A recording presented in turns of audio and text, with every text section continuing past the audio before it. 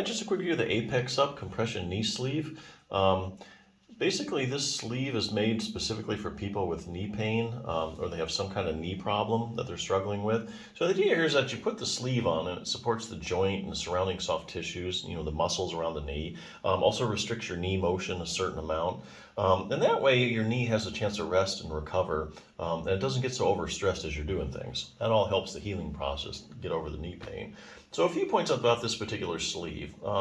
It does have these anti-slip strips on here. That's what these little squiggly things are. And the problem with a lot of knee sleeves is that they slide down. But they kind of overcome that problem by putting in these little strips on there. The other thing to know is that this is hand wash only, so it's not machine washable. Some knee sleeves are machine washable, this one isn't, so just know that. Anyway, other things you can do for your knee if you're having a lot of knee problems. I'm getting this from Bulletproof Your Knee.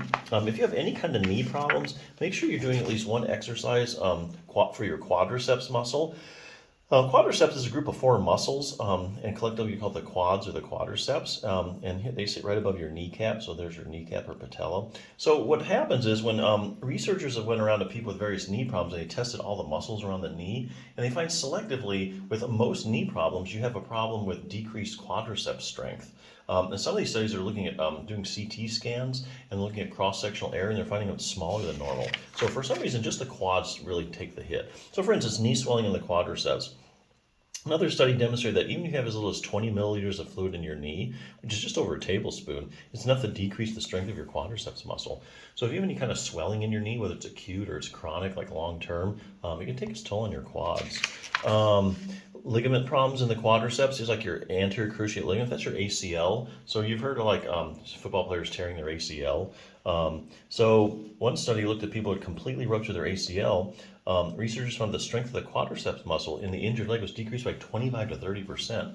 So here again, that's a problem because you're taking the major stabilizer of the knee and you're knocking its strength down over a quarter, like 25 to 30%. It can be hard to get back to normal and get pain-free if you don't have that strength back and get that stability. Same thing with the posterior cruciate ligament, medial collateral ligament tears. Knee pain in the quadriceps. They find when people have knee pain, the quadriceps muscle just doesn't contract like it should, so it's weaker. Here's a good one: knee arthritis in the quadriceps. So if you take if you go ahead, if you Google like knee arthritis and the quadriceps strength, you're going to find it's super consistent in the literature that if you take a bunch of people with knee arthritis, most of them have decreased quad strength. And likewise, there are randomized controlled trials showing if you take a bunch of people with knee arthritis and you strengthen just their quads, that their knee pain starts to go away. And furthermore, some of these studies are even showing that people with the stronger quadriceps muscle have the least progression of their knee arthritis. So here again, if you have knee arthritis, you have a lot of reasons to strengthen your quadriceps muscle. Patellofemoral pain syndrome, this goes on and on. If you have any kind of knee problem, even if you just have pain and you don't know what it is, do at least one exercise for your quads. Fine-tune control over your knee. Here they're talking about the hip muscles.